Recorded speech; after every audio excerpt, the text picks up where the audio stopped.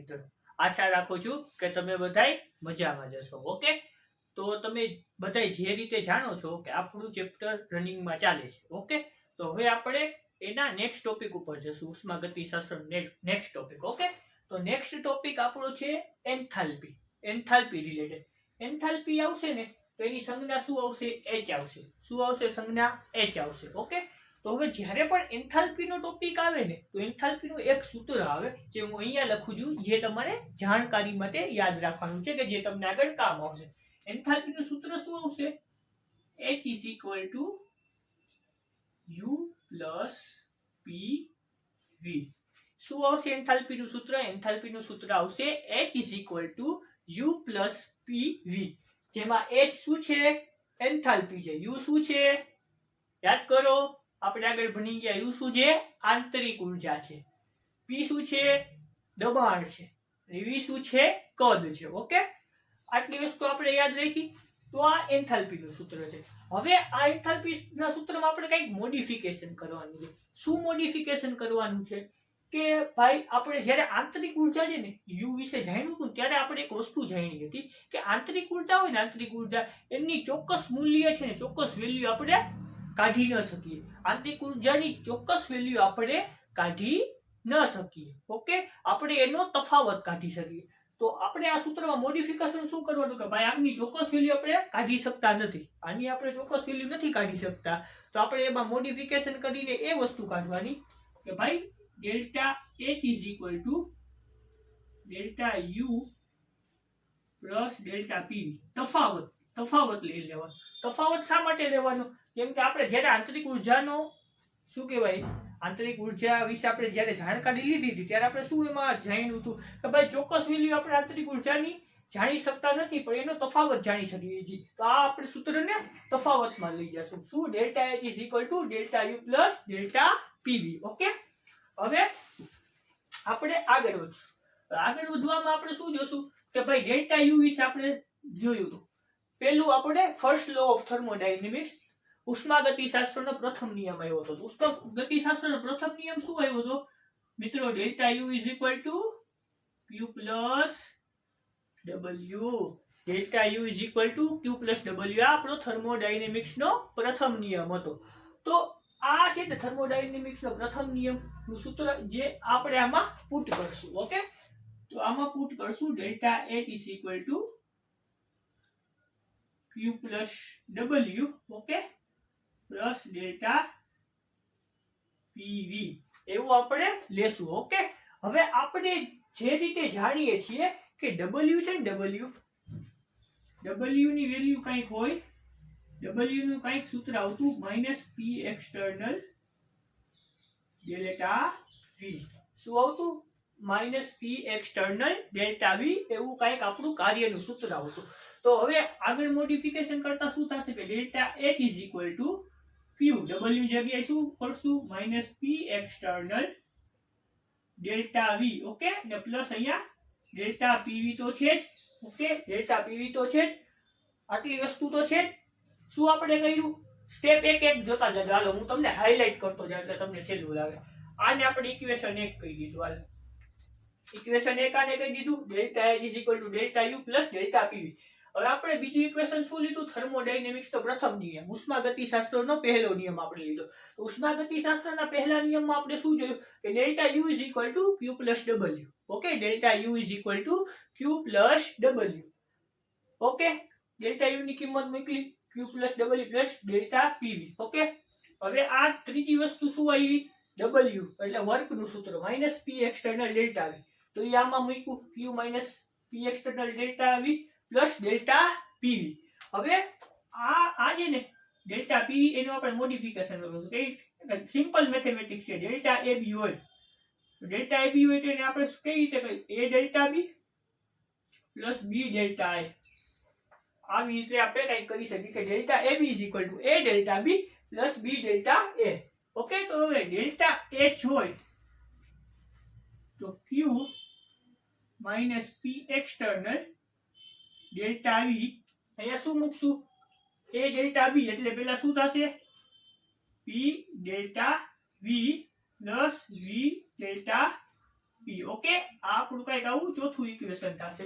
શું થશે આ પ્રમાણે કે ક્યુ માઇનસ પી એક્સટર્નલ ડેલ્ટા વી પ્લસ પી ડેલ્ટા વી પ્લસ વી ડેલ્ટા પી. ઓકે, હવે આપણે એક કન્ડિશન મૂકવાની છે આમાં. શું કન્ડિશન મૂકવાની છે? આપણે કન્ડિશન મૂકશું પ્રતિક્રમી પ્રક્રિયાની. આપણે આ બાજુ આવી જાય. ઓકે, ચોથા સમીકરણ 4 માં પ્રતિક્રમી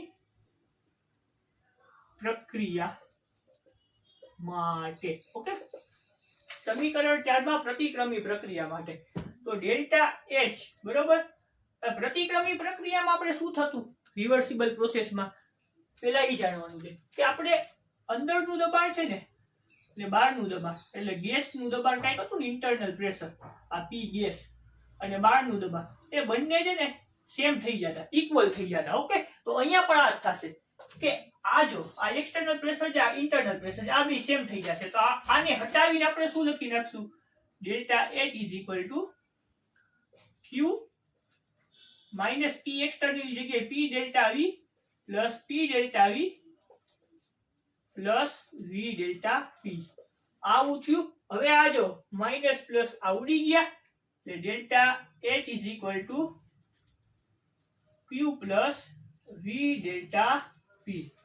ક્યુ પ્લસ વી ડેલ્ટા પી આટલી વસ્તુ આવી. હવે આપણે આ આવ્યું સમીકરણ નંબર 5. આવું કંઈક આપણું સમીકરણ નંબર 5 આવ્યું. Delta H is equal to Q plus V delta P. હવે આપણે આગળ વસ્તુ શું કરશું કે આમાં એક કન્ડિશન મૂકશું કે દબાણ અચળ કરતા એટલે દબાણ અચળ કરતા એટલે ડેલ્ટા પી છે ને પી આપણે અચળ લઈ લેશું.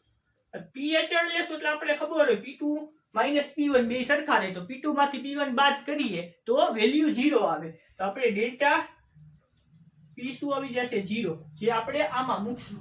તો જો ડેલ્ટા P 0 આવશે ઓકે Q પ્લસ V અને આ 0 તો delta H is equal two શું આવશે? Q આવશે. પણ આ ક્યારે આવ્યું? અચળ પદ. અચળ પદ એવું તને પગમાં આ P લખી નાખશું કે આ અચળ આ છે ને આ દિશાની અચળની બતાવે છે. તો delta H is equal to Q plus P. આ શું આપણે લખશું કે અચળ દબાણે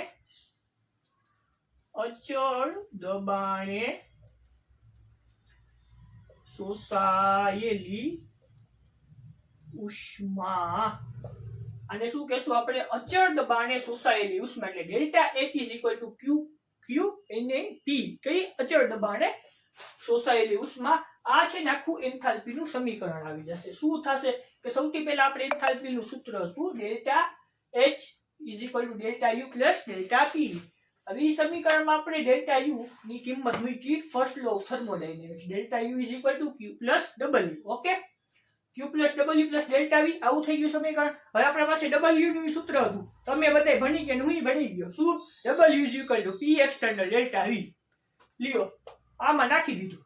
હવે આનું મોડિફિકેશન આપણે કર્યું ડેલ્ટા પીવી નું mathematics delta A is equal two a delta B plus B delta A. Okay, અહીંયામાં મૂકી દીધું delta H is equal to Q minus P external delta V P delta A V delta પી. સમીકરણ 4 કહી દીધું. સમીકરણ 4 માં આપણે એક કન્ડિશન મૂકી કે આપણે આ જે ને પ્રતિક્રમી પ્રક્રિયા માટે સૂત્ર તારવવું છે. પ્રતિક્રમી પ્રક્રિયા. પ્રતિક્રમી પ્રક્રિયા વિશે આપણે જાણકારી જ્યારે લીધી હતી તો પ્રતિક્રમી પ્રક્રિયા આપણને શું કહેતી કે ભાઈ બહારનું દબાણ ને અંદરનું દબાણ બંને છે ને સરખું થશે. તો ભાઈ આ દબાણે સરખું થઈ ગયું, આ દબાણે સરખું થઈ ગયું. તો બંને દબાણ સરખા થઈ ગયા, બંને દબાણ કેન્સલ આઉટ થઈ ગયા. કેન્સલ આઉટ થઈ ગયા. આવી શું? Q plus V delta P. જે Q plus V delta P વધ્યું ને એમાં એને આપણે સૂત્ર નંબર 5 કહી દીધું. હવે દબાણ આપણે અચળ કરી નાખ્યું. દબાણ અચળ કરી નાખ્યું ને તો શું થાય? ડેલ્ટા P 0 થઈ જાય. ડેલ્ટા P 0 થઈ ગયું એટલે V ગુણ્યા 0 એટલે 0. Delta H is equal to Q into P. તો અચળ દબાણે શોષાયેલી ઉષ્મા. આટલી વસ્તુ તમારે યાદ રાખવાની છે. ઓકે, હવે આપણે આગળ વધશું. ઓકે, એન્થાલ્પી માટે તમારે આટલી વસ્તુ યાદ રાખવાની છે. Delta H is equal two શું આવશે? QP આવશે. ઓકે, QP આવશે. હવે તમને બે પોઈન્ટ કે ઉષ્મા ક્ષેપક પ્રક્રિયા છે ને, ઉષ્મા ક્ષેપક એટલે પ્રક્રિયા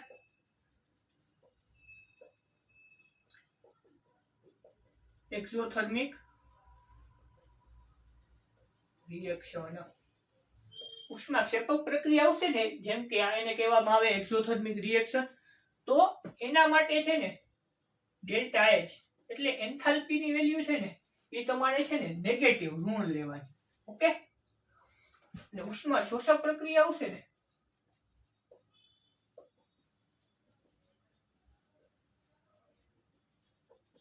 એના માટે તમારે ડેલ્ટા એચ ની વેલ્યુ પોઝિટિવ લેવાની છે. ઓકે, એટલે કોઈ પણ તમને દાખલા કે એમસીક્યુ પૂછવામાં આવે ને ભાઈ, કે દાખલા ને એમસીક્યુ માં તમને એન્થાલ્પી ની વેલ્યુ આપી દીધી છે, પણ તમને કોઈ નિશાની નથી કીધેલી કે આ નેગેટિવ લેવાની છે કે પોઝિટિવ, તો તમારે જોવાની કે એ રિએક્શન કેવી છે, ઉષ્માક્ષેપક છે ભાઈ કે ઉષ્મા શોષક છે.